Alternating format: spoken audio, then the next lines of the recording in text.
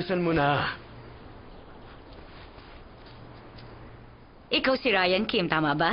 Ako po si Ryan Kim. Nag-aaral sa Shindong Primary School. Grade 3, Section 1. Aba, napaka-energetic mo namang bata. Gustong-gusto ko mga ganyan.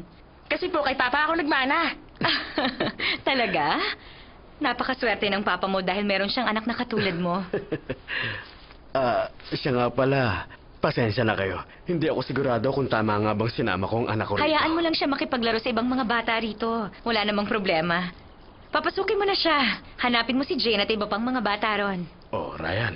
Makipaglaro ka na maayos, ha? Magpakabait ka lang dito, ha? Maliwanag ba? Apa. Oh, sige na. Paano po? Siguro lalakad na rin ako. Susunduin ko na si Chairman. Mabuti pa nga siguro. Mag-ingat ka sa pagmamaneho. Opo, ma'am.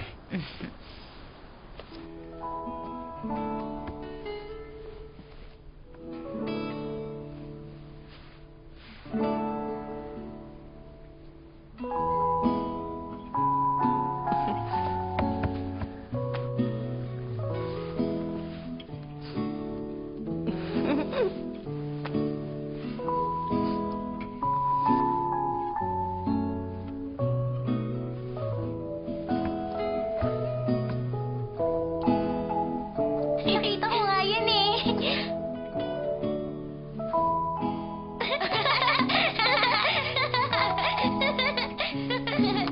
Mama!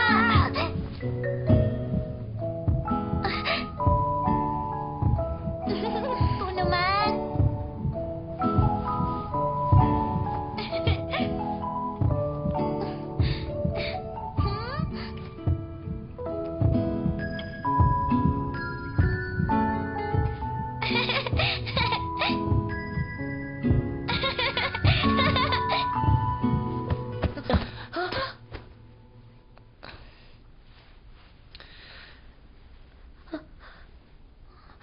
Naku, sorry.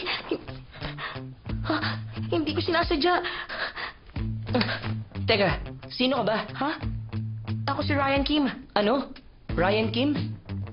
Ano bang trabaho ng daddy mo? Trabaho? Chairman ang daddy ni Jane. Daddy niya naman, vice chairman. Ang daddy ko, managing director. Ikaw, ano trabaho ng daddy mo? Ang papa ko. Driver siya.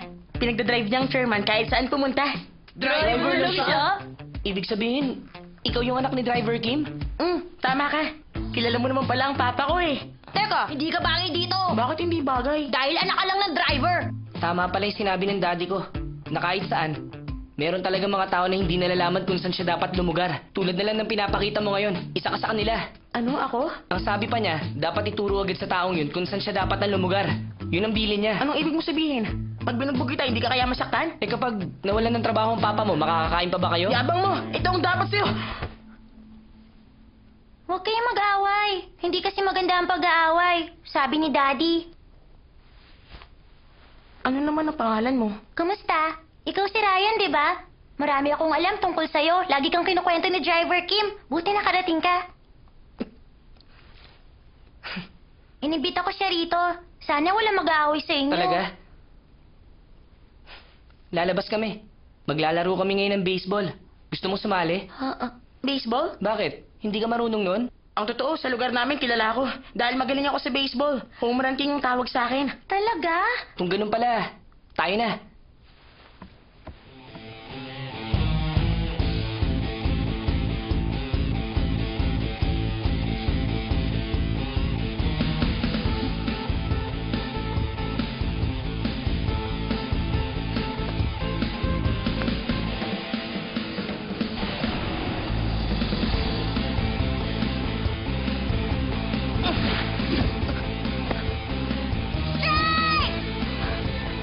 Sinabi ko na, dapat malaman ng mga katulad mo ang tamang lugar na dapat mong kalagyan.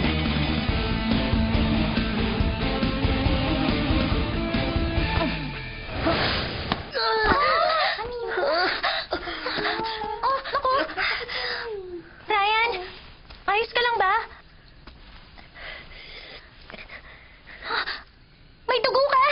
Paano yan nagdudugo ang ilong niya? Beanball yun eh.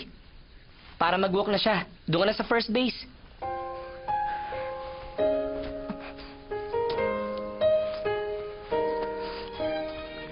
Hindi, ayokong mag-walk. itutuloy ko ang pagbabat hanggang tamaan ko ang bola. Teka, hindi ganyan ang rules ng baseball. Pag tinamaan ka ng bola, kailangan mo mag-walk. Hindi ako mag-walk. Itutuloy ko ang pagtira sa bola. Pagbigyan natin.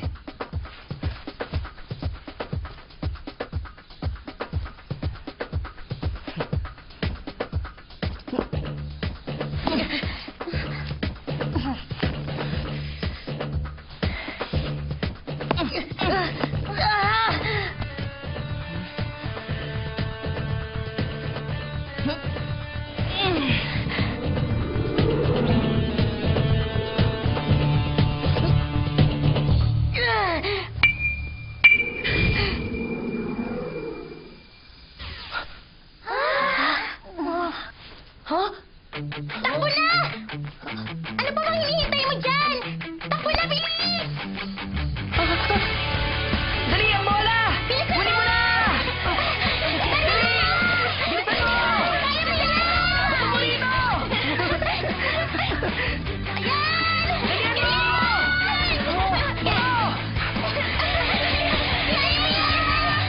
Basta huwag ka lang titigil! Malapit na!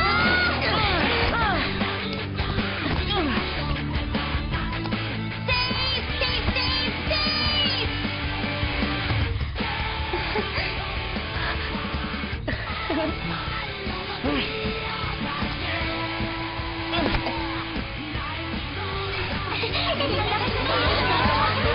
Nanalo ka sa laban.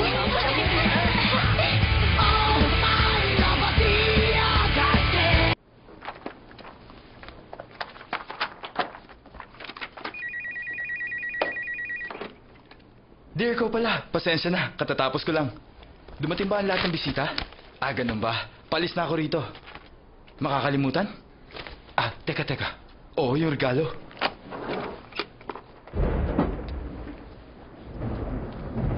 Promise, pipilitin ko kaagad makarating dyan. Nako, love you, dear. Talaga naman. Paano na kaya ang barbecue party namin yan?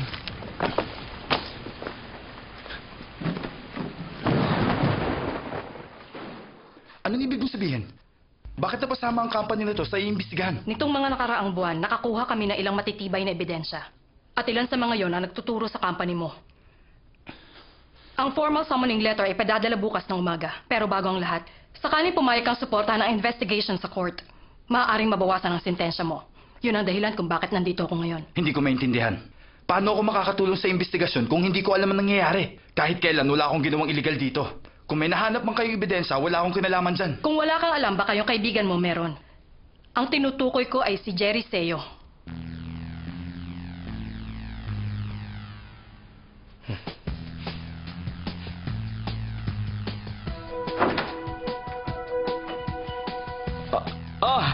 Vincent, ikaw pala yan. Teka. Naisipan mo yatang dumaan dito. Hay nako, hindi mo yata napapansin ang oras. Baka naman, hindi ka umabot sa birthday party ni Jane. Teka. Ito yung binili ko regalo sa kanya. Magustuhan kaya niya? Mamaya ko pa may bibigyan sa kanya. Bakit naman? Wala ka pa bang balak umuwi? May kailangan pa kasi akong puntahan. Samahan mo ako.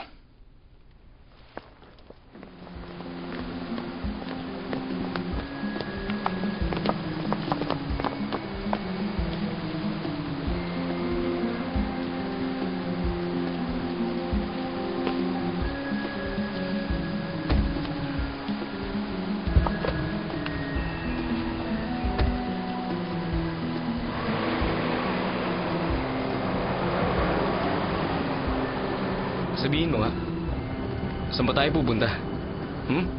Pinuntahan ako ni Prosecutor O. May imbestiga silang malaking kaso. Nung tinayo natin ang company, maliwanag sa usapan natin na sa pagitan nating dalawa, walang dapat na sikreto pagdating sa operasyon ng company. Kung pwede, Vincent, hayaan mo ako magpaliwanag. Buti pa siguro, pumunta muna tayo sa isang lugar na... Importanteng kumita ang company pero sa malinis na paraan dapat. Hindi natin kailangan pumasok sa illegal na gawain. Iniisip ko lang kasi ang kumpanya. Yun lang kasi ang paraan. Iniisip mo ba talaga ang kumpanya? Oo, ang sarili mong interes. Wala akong alam sa kung anumang operasyon na pinasok mo. Kaya ikaw ang magpaliwanag sa prosecutor's office. Vincent, Anong klaseng deal kaya na pagkasunduan niyo ng prosecutor? Mukhang akong ginagawa mo sangkalan ngayon. Ano bang pangako mo sa kanya? Grabe. Para lang makalusot ka sa kaso, pati ako binenta mo. Si Attorney Park na ang bahala sa'yo. Hindi ka niya iiwan habang ginagawa ang investigasyon. Walang hiya ka. Bakit mo nagawa sa akin ang bagay na to? Akala ko ba magkaibigan tayo? Ganito ba ang dapat mong gawin sa kaibigan? Kaibigan nga kita at sa tingin ko, ito ang makakabuti para sa'yo. Maliwanag ba? Itigil mo ang kotse. Hindi mo ba ako naririnig? Sinabi nang itigil mo ang kotse! Ito ang nakikita kong solusyon sa problema. Maproproteksyonan lang kita kung makikipagtulungan ka at sasabihin mo sa kanila ang lahat ng gusto nilang malaman. Maliwanag! Yun ang gusto mong gawin ko. Ang ipahama ka sarili ko. Hindi na. Hindi ako pupunta. Kung gusto talaga nila akong hulihin, sila mismong kumilos at pumunta sa akin. Dahil hindi pa ako nababaliw para ipakulong ko ang sarili ko. Magtiwala ka sa akin. Ihinto mo! Ihinto mo ang kotse! Kerman? Hindi mo ba ako naririnig? Itigil mo sabi! Sir! Baka mo magkakaroon, sir!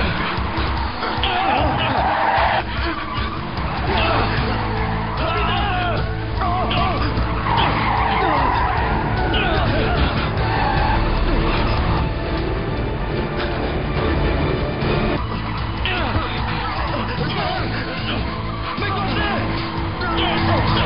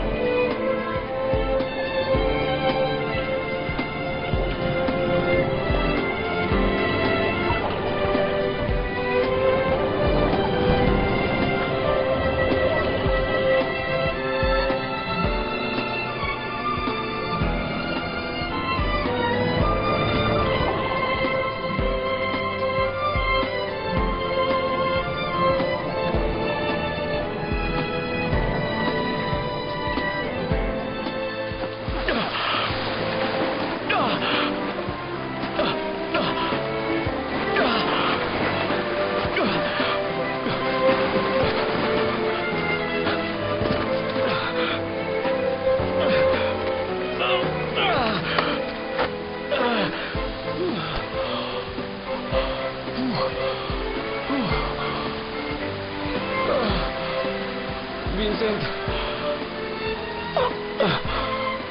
Vincent, ayos ka lang ba?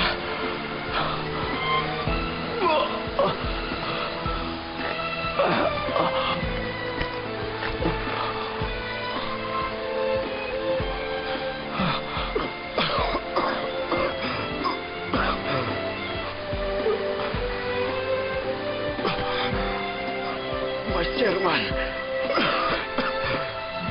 Hindi ko si Vincent. Si Chairman nasa loob pa ng kotse. Nandun ba siya sa kotse?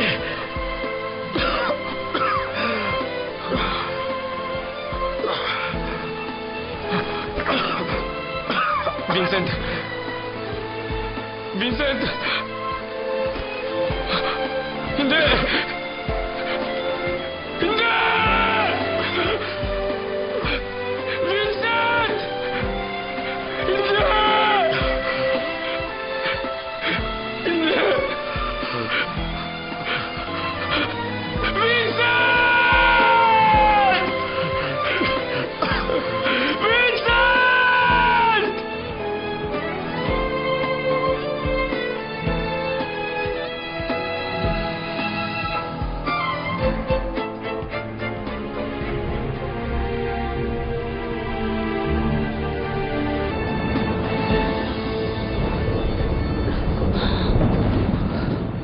Ma'am, mukhang uulan ho ng malakas. Anong gagawin natin? Ipasok mo na lang ang lahat sa loob.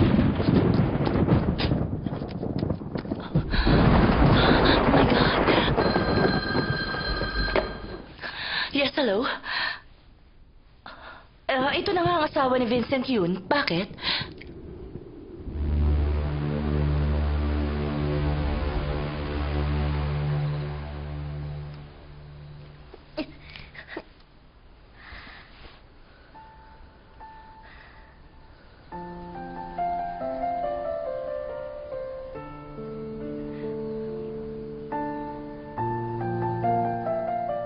Meron akong aaminin sa'yo. Hindi totoong home run king ako sa amin. Kanina lang talaga ako naglaro ng baseball. At kanina lang din ako nakagawa ng home run. Talaga? Ibig sabihin genius ka pala. Genius? Talaga? Unang laro mo pala kanina pero ang galing mo na agad. Genius ang tawag doon, di ba?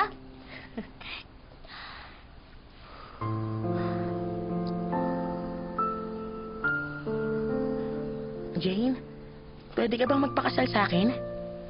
Pag totoo ng pagiging home run king ko, pwede ka bang magpakasal sa akin?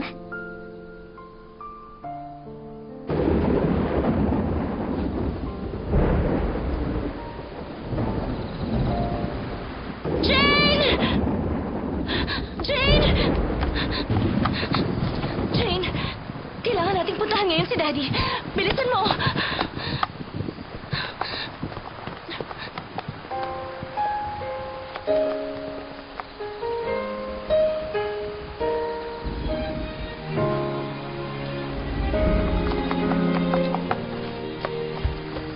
Jane! Jane! Jane!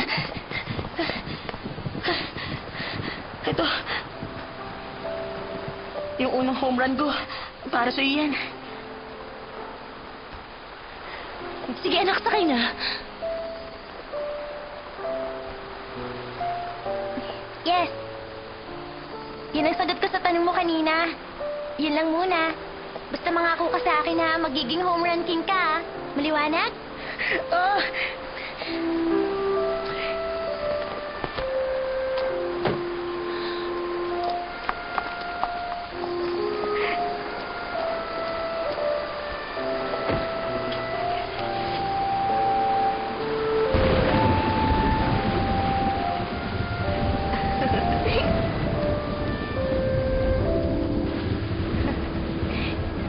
Paano nangyari ang gano'ng aksidente?